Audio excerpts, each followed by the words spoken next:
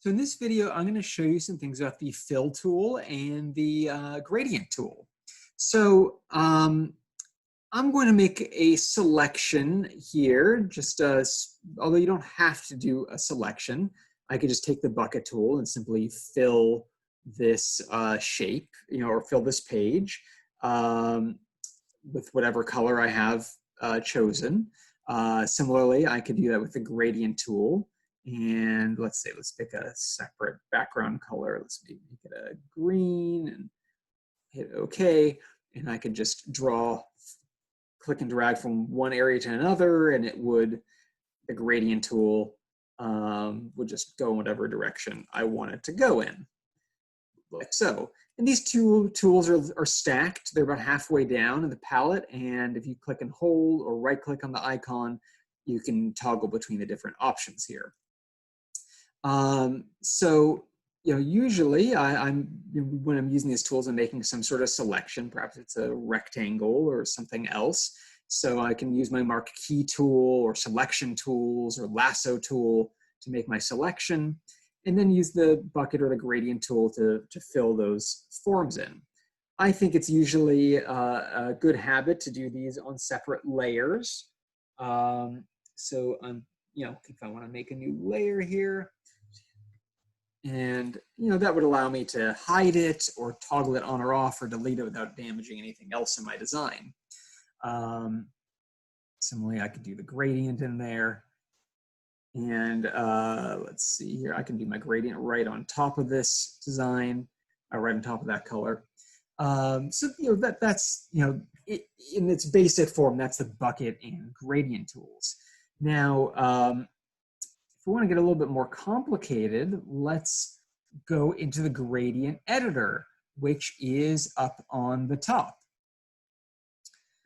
And so if I just clicked on that little gradient that's right there, like so, it opens up this editor, and you can see I've got my gradient right there. And there's these little sliders here, and if I slide them back and forth, I could change the proportions of this gradient. And even when I click on one, there's this little midpoint, and I could change the midpoint and kind of the general flow and blend of these gradients. I could change the opacity of these things by clicking the top sliders.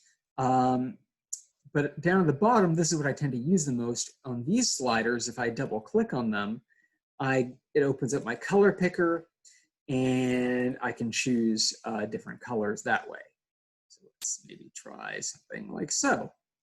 I could also change the colors by clicking on color right there. That's the same thing. And once I'm ready with that, I could hit OK.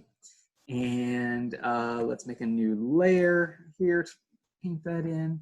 And I can just draw my gradient in like so. Now, let's say I want to do a gradient with more colors. I'm going to go back into my editor, and I can simply click just on the bottom part of this editor, and it'll make a new color slider. And I could make many of these. They look like little houses, and I could choose as many of them as I want.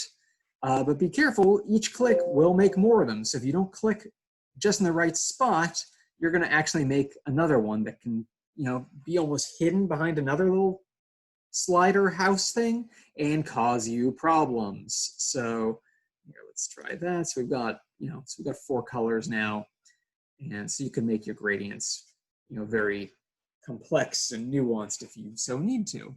And there are other types of gradients as well, such as gradients that go out from the center, right? So I'm drawing a radius there. There's all different types. You just kind of can play around with them and see what they're going to do for you.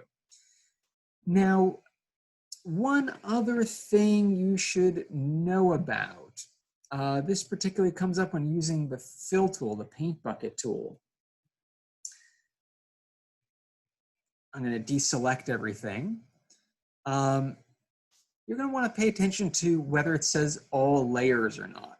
So this will make the paint bucket tool either pay attention to all layers if it's clicked, or if it's not clicked, it'll only pay attention to the layer you're working on. So for example, let's try using a different color. Let's use this green. If I use a fill on this top layer right now, it's going to fill in the entire layer. Let me step backwards. But if I check all layers, it's going to pay attention to the boundaries of this blue box. It's on a lower layer. So when I click there, and you can see it only filled in the area that is not blue. I can even hide that blue layer so you can see that just white space has been left alone on the top layer. So if you're ever having trouble with that or want to pay attention to different parts, toggle all layers on and off.